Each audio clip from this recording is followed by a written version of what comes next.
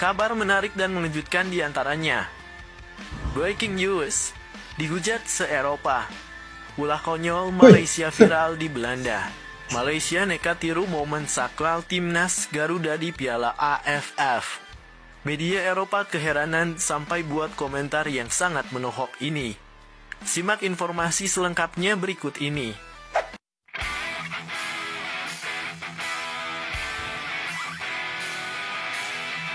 Berita tentang keunikan dan kekhasan sepak bola di Asia Tenggara seringkali menarik perhatian media internasional. Baru-baru ini media Eropa menyoroti kehebohan yang muncul setelah Malaysia dianggap meniru salah satu momen sakral milik tim nasional Indonesia. Media Eropa menggarisbawahi keunikan sepak bola Indonesia, terutama ikatan emosional antara tim, simbol kebangsaan, dan supporter yang dianggap luar biasa yang tak dimiliki oleh negara manapun. Entah disadari atau tidak, diam-diam Indonesia saat ini menjadi trend center bagi tim di ASEAN. Salah satunya ialah saat Indonesia mulai melakukan program naturalisasi pemain keturunan. Hal ini kemudian juga dilakukan oleh tim seperti Malaysia hingga Thailand.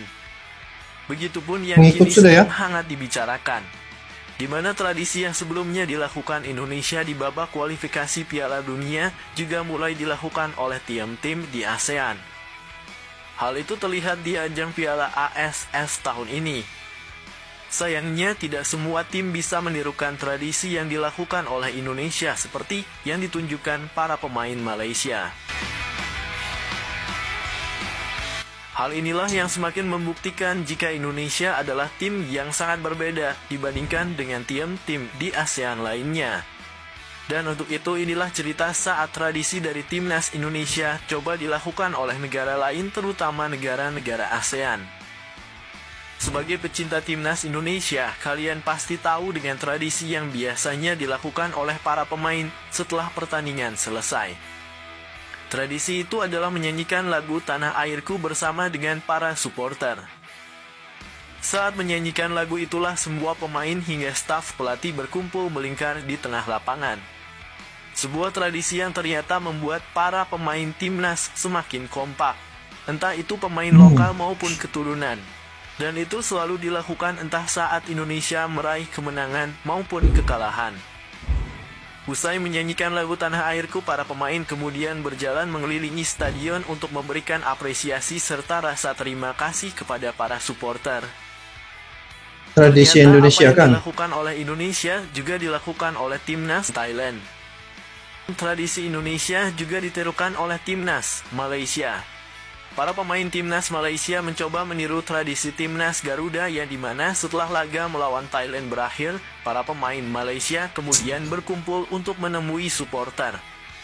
Fans negeri jiran kemudian bernyanyi bersama-sama di tribun stadion, tapi sayangnya hal itu tidak diikuti oleh para pemain Malaysia. sudah. Mereka cuma berdiri saling menyebar dan tidak berbaris seperti yang biasa dilakukan oleh pemain Indonesia. Terlihat para pemain Malaysia masih kebingungan, terutama pemain naturalisasi mereka yang belum terbiasa melakukan ritual tersebut. Jika kalian perhatikan, banyak pemain naturalisasi Malaysia yang namanya mirip dengan bintang sepak bola di Eropa, salah satunya adalah Sergio Aguero. Baru-baru ini pemain Pahang tersebut mencoba memberikan motivasi kepada rekan-rekannya dalam pertandingan melawan Thailand.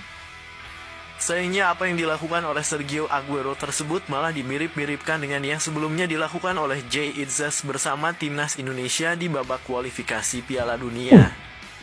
Hampir sama juga kan guys. Sebelumnya juga memberikan potong rambut motivasi dorang nih kepada para pemain dengan cara yang dilakukan oleh Sergio Aguero.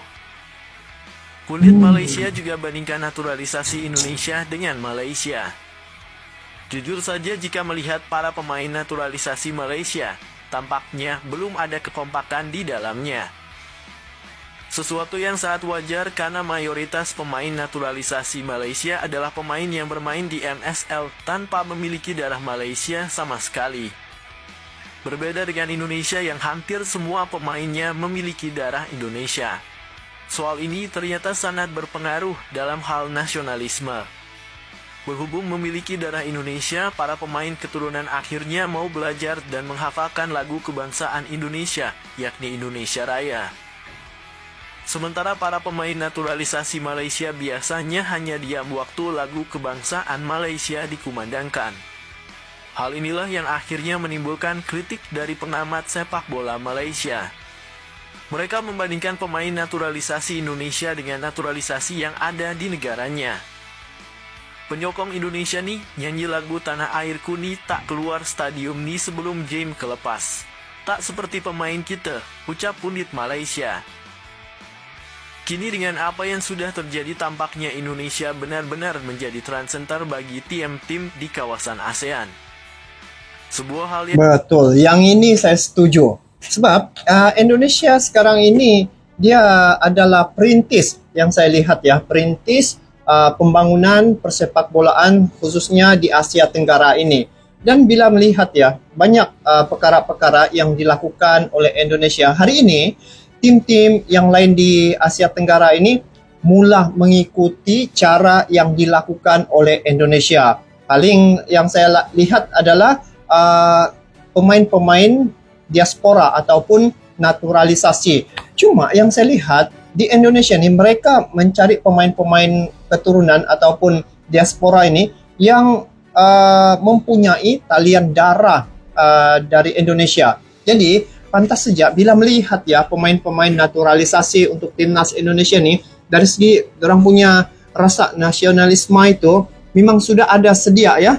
Jadi bila tiba di Indonesia dari segi apa yang mereka lakukan itu memang berbaloi dan juga memang inilah jiwa yang sebenar, jiwa pejuang yang ada pada rakyat Indonesia. Dan lihat bagaimana dari segi kepimpinan J.I.J.A.S bila ditunjuk menjadi pemimpin ya ataupun kapten beberapa seri perlawanan di Piala Dunia kualifikasi, dari segi kepimpinannya itu memang sangat jelas kelihatan ya bagaimana dia memimpin timnya ya di laga yang mereka hadapi, sehingga bila melihat video tadi sama ya seperti apa yang dilakukan oleh J.I.J.A.S dari segi dia memotivasikan timnya itu. Jadi kalau dikatakan apa yang dilakukan oleh Indonesia itu adalah satu pemula ataupun yang menjadi ikutan tim-tim yang ada di Asia Tenggara ini, ya memang seharusnya harus juga diikuti ya, sebab Indonesia dia menampilkan persembahan yang baik dan pemain-pemain timnas Indonesia telah membuktikan dari segi program yang telah dilakukan oleh Pak Erick Thohir terhadap persepak bolaan di Indonesia itu telah berjaya. Dan bila melihat kebelakangan ini beberapa pemimpin sepak bola sudah bertemu dengan Pak Erick Thohir seperti Medempang, TMJ. Jadi begitu juga dengan pundit-pundit dari beberapa negara di ASEAN ini turut menyoroti perkembangan persepak bolaan di Indonesia.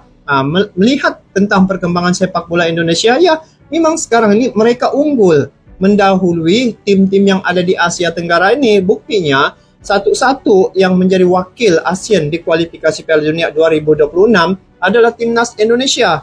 Jadi kalau dikatakan apa yang dilakukan oleh Indonesia ya, ada beberapa negara mengikuti caranya, ya wajar saja sebab Indonesia ini adalah perintis ataupun yang bisa dicontohi karena mereka melakukan program dan persepak bolaan mereka hari ini telah terbukti ya, telah sukses di bawah seliaan ataupun di bawah Pak Erick Thohir. Ini yang menjadi satu kekuatan sebenarnya kita di Asia Tenggara sekarang ini, apabila adanya Pak Erick Thohir telah merubah wajah ASEAN ya. Sebelum ini kalau dilihat ya penampilan beberapa tim di Asia Tenggara ini biasa-biasa saja, tetapi sekarang nih guys sudah menjadi luar biasa. Sebab apa? Apabila Indonesia sudah jauh meninggalkan beberapa tim di Asia Tenggara ini, tim-tim yang lain sudah ketinggalan. Jadi mereka terpaksa melakukan usaha yang lebih untuk seiring dengan Indonesia, dan selagi tidak bisa mengalahkan Indonesia, maka itulah tim itu masih dalam keadaan yang biasa. Jadi sekarang ini yang saya lihat semua tim yang ada di Asia Tenggara ini ingin mengalahkan timnas Indonesia guys. Sekarang ini Piala AFF. Jadi beberapa tim di Asia Tenggara ini ingin mengalahkan timnas Indonesia.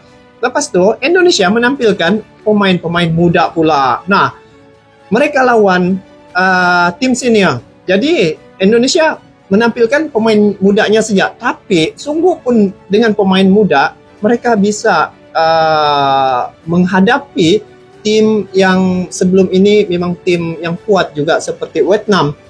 Vietnam adalah tim yang menjadi musuh tradisi. Bukan saja Indonesia, Malaysia juga sama ya. Vietnam, Thailand itu adalah musuh tradisi kita. Tetapi baru-baru ini penampilan timnas Indonesia menghadapi Vietnam ya. Vietnam hanya bisa menjaring 1 gol saja. Demikian juga Thailand di grup E bisa menjaring 1 gol saja guys.